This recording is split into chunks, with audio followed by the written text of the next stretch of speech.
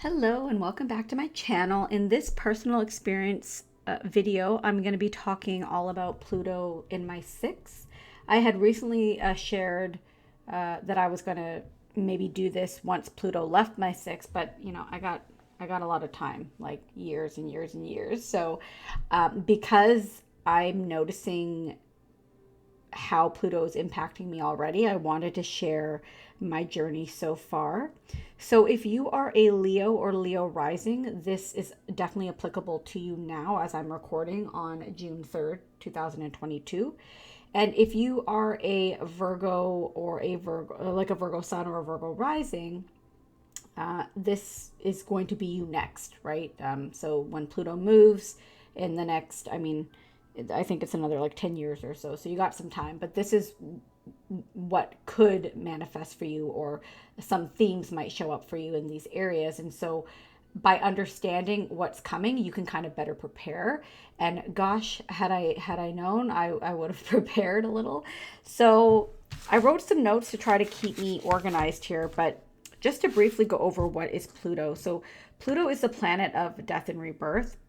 Pluto is also an outer planet, so it takes, or a generational, should I say, too. So Pluto takes, 248 years approximately to tour all the zodiac, spending approximately, 20 years in each house or sign. Sorry, he can spend longer in the houses if you're looking at Placidus. So 20 years per sign approximately. So it's a long time. Pluto is transformational, but it's gradual. So, don't be alarmed.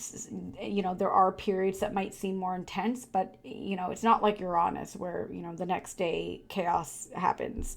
So, Pluto rules the subconscious, the below forces, the things that are hidden from us. Pluto is about renewal and rebirth, power and control. So, like power struggles as well. And basically, Pluto, so I'm basing this off of Placidus. I do kind of switch back and forth looking at whole signs, but to keep this simple, we're just going to look at Placidus, and I'll show you different images as I talk about what my experience has been thus far. So Pluto moved into my sixth house around November 23rd, 2018. So when I think back to this time, I was having, now it wasn't anything crazy, but I did have a few moments of like, gut upset, and I was put on some pharmaceuticals because, you go to the doctor and that's what they do. So I had some gut, issues. I was having not like unexplained nausea, which of course, now I know is, stomach acid issue. And, there were other treatments other than these pharmaceuticals I was given. But I also was struggling with cystic acne, but it wasn't really bad. It was like, I don't know, I want to say maybe once a month or once every few months I would get a really bad one. So my skin was really clear, but then I would have like this mountain on my face that came out of nowhere and took weeks and months to heal. And then there was a scar that took another weeks and months to heal. So that wasn't very fun, but it wasn't enough to like derail my life. It was enough to like annoy me, because no one wants that. And it was painful. But I was also on the birth control pill at the time. So, that was suppressing a lot of things. Now that I look back, that was not really helpful for me. So, overall, I felt like my health was good. I was working out a lot. Life was good, but I had some mild stomach upset. And I got this random cystic acne here and there. I also noticed some like mild eczema around my eyes on and off, but again, nothing crazy. And then, also some thickened hair in areas that women should not be getting hair. So, the chin area, and like a few on, the whiskers, and like it was really subtle, right? Like I could pluck it and then, be fine for a few months or weeks or whatever. So again, nothing crazy, but just some little things that I was just, they weren't super discomforting. So I just kind of ignored them. June of 2020, I'd finally decided to get off the hormonal birth control because many reasons. It just intuitively didn't feel right for me anymore. I didn't want this medicine. It's not even medicine, this drug in my body. And I had been on it for, honestly, like I took a few little breaks, but like mainly like 17 years I was on this pill. So long time. I started it when I was like 16, and I got off around, I don't know, 32, 33, somewhere around there. So long time to be on a heavy pharmaceutical, and it just not healthy, right? Not a good idea. Even though my doctor told me I could stay on till I was in menopause, not a good idea. So I just felt this intuitive nudge. It's time to get off this. It's not healthy. I didn't feel connected to my body, and I just wanted to again. So I got off, and I was a bit nervous because I'd heard about post birth control, syndrome. A lot of doctors will deny that exists, but if you just YouTube that, you will see hundreds and thousands of women who struggle with that. And so I had prepared myself. So I thought, I'd read, the books. I had prepared myself. I had changed up my diet. I thought I was fairly healthy, but I, tried to be a bit healthier. I also got on this herbal tea blend that I was told would help me. By someone that also had gotten off the birth control, and it helped them. And so I felt, okay, I got this. And so June I got off. If you can look at this photo, so the first photo I had was just showing Pluto in that 6th house as of now. This photo is literally showing around the time I got off. And what can you see in that 6th house circled in blue? We have Pluto, we have Jupiter, and we have Saturn. So we've got a big party pack of outer planets in my 6th house. And we all can remember the pandemic, right? This was when the pandemic was at its height. And Pluto and Saturn are malefics, right? They're not friendly all the time. They're intense planets. Jupiter just magnified that, right? So as I got off this, things started to get worse. And slowly, every month, it was like worse and worse and worse. And my health was just not good. So my digestion went to crap. It's like I felt bloated. I wasn't digesting properly. I was gassy. And then I didn't have an appetite. So I was severely maybe not severely, but just underweight because I wasn't able to eat because I just wasn't hungry because I wasn't digesting properly. My sebum production on my skin was just getting out of control. It was starting to get really, I was just producing a lot of oil. People call this the androgen rebound after you get off the pill, right? Because the pill basically suppresses everything and shuts down the communication between your ovaries and your brain. So basically, I had just, let them out of prison, and my whole body was like having a party, right? Like I've been locked up for so long and now I'm free, and it was just not fun for me. As I got worse, my anxiety got worse. I got depressed, and I was just feeling helpless because my doctor at the time, Western doctor, was not able to give me any answers and wanted me to get back on the pill or offered me an antibiotic. And I just felt hopeless. Like I felt like there has to be something else. Like this can't be it. So I was so desperate that I don't know how I came across it. I was watching all the YouTube videos. I was doing, buying all the creams, but like everyone knows that the skin is like a window to your gut. So if you are internally not doing well, it's probably going to reflect on your face. And I mean, some people, it might reflect in autoimmune disorders. Lucky me, it's my face. So I joined a functional medicine platform, and I'm not associated with them at all in terms of I don't get any perks or anything, but I just believe in them so much, and they are called Parsley Health. And I now have continued to stay with the same functional doctor and a dietitian. And let me tell you, these people are godsends. So I got with them in March of 2021 because it took a while to finally see someone. And I've stayed with them since because I'm still healing. Now, things are much better. So what we discovered was I had gut dysbiosis. I had so basically leaky gut. I had multiple gut infections that were treated with herbs. I had basically my hormones were shit. Like my estrogen was low, my progesterone was low, which was impacting my testosterone levels. it was just a hot mess. And that she believed that was probably contributing to the anxiety, because I also was just like, I'd had some panic attacks, which was not like me at all. I can be a little high sprung, but I had never had one of those. So found all those issues, found that I wasn't metabolizing estrogen properly, found that I wasn't absorbing nutrients because my gut was so leaky. So she put me on a bundle of supplements, and we continued to do testing, and some of the supplements I've stopped. There's some new ones I've been on, because healing naturally takes time. I am no longer on gluten, dairy. I was always really low on gluten and dairy. Like, I didn't eat a lot, but she's got me completely off them because I was so inflamed.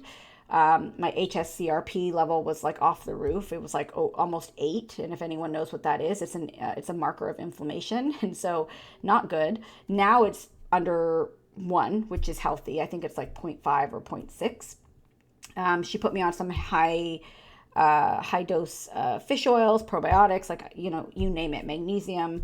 I'm not going to list them because there's so many. It has not been cheap, but it's been worth it. And I'm just so grateful for this company, because they've given me hope and given me my power back. So I share all that to say that's been my experience.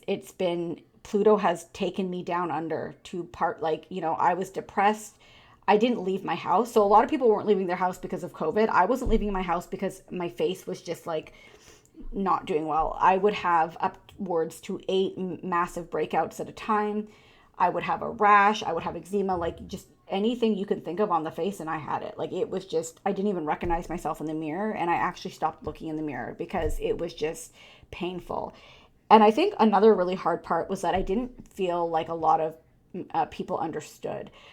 Some people did, especially people who had gone through, acne, because if anyone hasn't experienced it, it's extremely debilitating, especially when you're used to having really, really clear skin for the most part, right? Like, I remember being young and having really clear skin and people complimenting my skin, and now all of a sudden, like, I just felt so gross. And yeah, I know it sounds a bit vain, but that was just my experience, and that's how I felt. And so it was really hard, because I would cancel plans, or I would make plans, and then I would stress out, like, what's my face going to do next week? And I didn't want to be seen in public. So, I remember at the time I had this wonderful friend. We're still friends, but, I live in a different state now. And, she was just so wonderful, and she would just come over.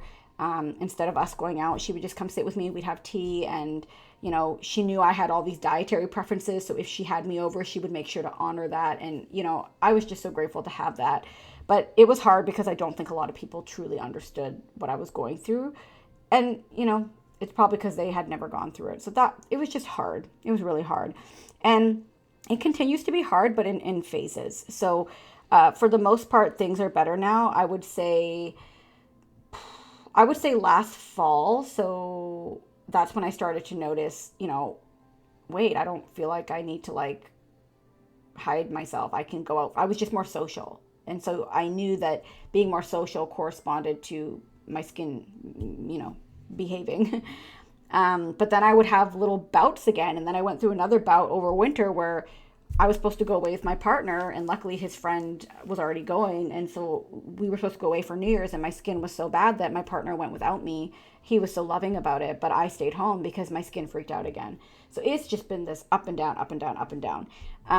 But I do keep thinking, if I make a step back, I'll make like 5 forward, and then I'll maybe make half a step back, and then I'll make 6 forward. So it's been kind of like that journey. But Pluto has really forced me to change, right? Like I don't have a choice, and really helped me look at health differently. Like, I always thought I was very health conscious. I have a Virgo stellium, and Pluto has helped me really be like, this is not healthy, and it has transformed the way I look at health and the way I look at the world. And it actually, the person I am now, which is crazy because it'll be interesting to see who I am once Pluto leaves my 6th house, and that's not until so Pluto doesn't leave my 6th house and enter my 7th until March 2035. But I don't think I'm going to be struggling until 2035, because Pluto moves out of Capricorn around, I think it's March 24th, 2023, and then into Aquarius. So if you're a Virgo rising, get your health under control now. especially if you already have like little inklings of like maybe your health is not the best, definitely start doing your work, because it will save you a lot. Another thing that I've noticed, was my pet, one of my cats had a lot of health issues. I think it was in 2000. Yeah, it was through 2020 and early 2021, where she kept having this like her tear duct kept getting blocked, and they wanted to do this procedure. And I was just like, I'm not going to do that. And so we tried medicine with her. One of the medicines made it worse. And so I just decided to stop that. And I would just continue to wipe her eye, and eventually it cleared up itself. So me and her were both going through some health stuff. And I also noticed I became very, I want to say almost like obsessive compulsive around food. So I had gone through phases where I was like afraid of certain foods and calories, and like, because I just didn't know what was happening or triggering my symptoms. And so I was trying to control everything, and obviously that wasn't working, and my doctor didn't want me to do that. And so she was just encouraging me to just live and let the body heal, but I just wasn't able to do that. I was so anal. And I also became really controlling about like other people's foods, like not to their faces, but I would go out and see people, and honestly I would just judge them in my mind, like, oh my gosh, like, how are you eating that? And oh my gosh, why are you feeding your children that? And just I noticed this. And even with my partner, because my partner is not very healthy in my opinion, not as unhealthy as some, because they eat what I cook, but just I became very like dogmatic, maybe is the right word, about health. And I still kind of am, and I still have to check myself, because my journey is different than someone else's journey. Maybe someone else's journey, they can eat French fries and dairy and be fine, but that's just not my not my journey. And my beliefs about health have changed as well. So Pluto has literally made me look at health differently, and now I look at health very like from our ancestors. Like I try to mimic what they have done. I try to keep real food, right? So I don't really eat anything that's processed anymore. If I do, it's very rare. And it's not because I feel like I have to. At this point, I actually want to. Like, I actually crave, like, healthy food and a big bowl of salad and, just meats and, vegetables and no processed oils or anything like that. So I am, like, lean, like, clean machine. My workout routine also went through lots of ups and downs over this time, because of course when you are losing weight, I didn't have the energy to do the things I wanted to do. I used to lift really heavy, but when you're not eating, you don't really have the energy to lift. And so that was a struggle, but I think I'm finally back in a groove where I kind of cycle sync. So what I'll do is I will, around ovulation, I will do more heavy lifting. And then I'll just listen to my body around my luteal phase. Like, what does it need? Does it need cardio? Does it need like a long walk? Does it need a little bit of HIIT training? And I just listen to my body. And let me tell you, I've never felt so connected to my body as I do now.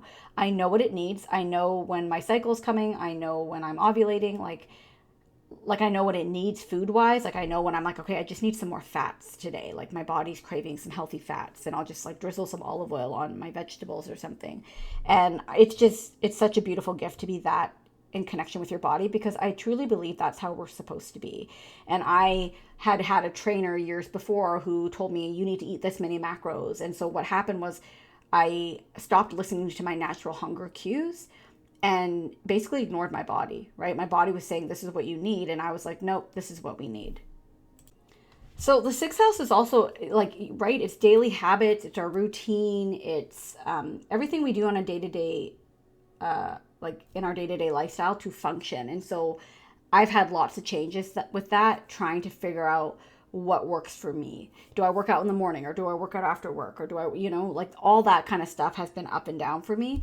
But I definitely feel more in my groove now. And even though my skin, it's definitely not healed. Like my gut, whatever is causing it is not healed compared to what it was. Holy crap, we've made a lot of strides. So I'm so grateful for that. And I've been really focused on all the physical, right? The diet, the exercise, the supplements. And so now on my journey, I'm trying to incorporate that more spiritual aspect. So I'm incorporating more breathing techniques. I'm incorporating hypnosis as part of, healing my body. And I'm also incorporating meditation. So hopefully that will help. I don't believe I'm going to have to wait till 20 to 35. I truly do not believe that. I intuitively feel like by next March, once Saturn moves out of Saturn moves out of Capricorn, I'll feel better. The reason I say that too is because I have so much of Virgo in my chart. So even though my rising sign is Leo, if you were to look at my chart from my Virgo angle, and what I mean by that is if you put Virgo on the ascendant, Saturn's in my sixth. I'm so sorry. So on some level, Saturn is still putting some pressure on that house. It is what I believe. So if you are a Virgo ascendant, and you're having health issues, that could be part of it. And, Pluto wants transformation, right? And he's going to bring up hidden issues, right? So all these hidden things started coming up, and the birth control was just masking them for years. And even though my body was trying to show me through the birth control, hey, this is not right, I just ignored it. I didn't know, right? You don't know what you don't know. Saturn wants you to be disciplined and have a routine and, be structured. And that's what I've been doing as well. And I think it's in a much healthier flow now because, like I said, along my journey, I've had like some rough times. I'm not going to lie. I'm so grateful my partner has been so supportive because he's had to live with this too and see me cry and, see me frustrated and angry because I also experienced a lot of anger because of what I had done to my body, what I feel the medical system did to my body by giving me antibiotics and birth control and proton pump inhibitors and, all the pills, right, that ultimately harmed me and my body. And so I am repairing all that damage. And I'm just grateful for the supports I have. I'm grateful for the resources I have. Yep, it's costing me a lot, but it's worth it. So overall, my pet's health was impacted by this Pluto transit so far. My health has been the hugest aspect so far. And then just really having to mind that dogmatic, controlling energy when it comes to health. And like the way I even look at other people and their health, like it's really none of my business how someone wants to look after themselves. But I've noticed that Plutonian energy coming through me sometimes where I'm just like, I want to be bossy to my partner and be like, why are you eating that? Or like, but he's got a really strong gut. Maybe he can handle it. Right. So this was a bit longer because this has been a heavy placement for me. I'm so grateful Jupiter is not near Pluto anymore. I'm grateful that Saturn isn't near Pluto anymore because during that time, that's when my symptoms were the worst. And so I think that I am through the worst. I don't think it will be that bad again, but I still have much on my journey. So hopefully by next March, I will feel like, I've repaired my gut, but I know this can take years, and I'm happy to continue to make those changes. But if anyone is going through this, oh my gosh, reach out to me because it's debilitating. Whether it's acne or whatever it is, right? It doesn't really matter. Any aspect of your health that you're challenged with and that you feel like it's being reflected in the astrology, please reach out, share your stories. Share your stories if you've already had this transit and you didn't have health issues. I would love to see, what did Pluto bring up for you during that time? Because, man, I can't imagine someone going through this and not experiencing some type of health issue. But that is all I have for this. And yeah, I will probably be posting again once Pluto moves out of Capricorn, so next March, and let you guys know what my prognosis is, or what my status is, I should say. And just share, comments, like, subscribe. I appreciate you all, and stay tuned for some more videos.